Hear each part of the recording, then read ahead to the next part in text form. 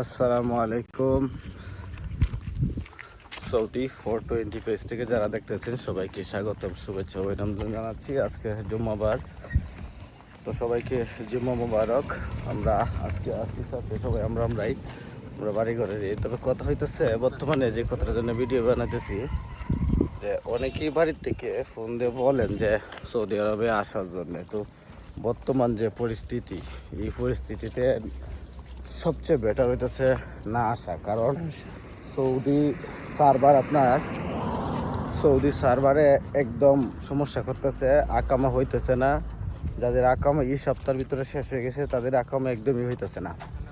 হ্যাঁ, এটা কয় আল্লাহ, খুব আল্লাহ, মানে ঘুরে, শুধু খালি ঘুরে, আর এমনি হাদিস নামে না। আর যারা আকামা আগে 100 রিয়াল আইতো মুক্ত বামেলে, এগুলো আইতেছে না। এখন একজনের আকামা বানাইতে লাগতেছে 9,000 রিয়াল, 10,000 রিয়াল, 7,000 রিয়াল এরকম।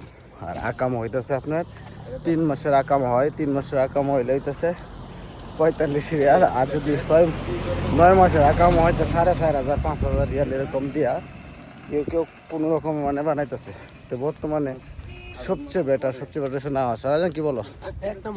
হ্যাঁ, আদেশ তুমি কি বলো? সৌদি আরবে আসা উচিত এখন বর্তমান সময়ে? না রক্তন ভাই, বর্তমানে পাসপোর্ট অফিসে গেলে আর এই যে ফিঙ্গার অফিসে গেলে যে পরিমাণ লোক, যদি ভাবতো যে সৌদি আরবটা কত কঠিন এখন বর্তমানে, এত টাকা খরচ করে আয়া বুঝে না, দেখবো যে পরিস্থিতি কত খারাপ। বুঝে না বাঙালি যদি বুঝতো এত দিন আবার এত টাকা নষ্ট করিয়া এলো অবস্থা। তো আমার কাছের 2জন লোক, অথচ আমি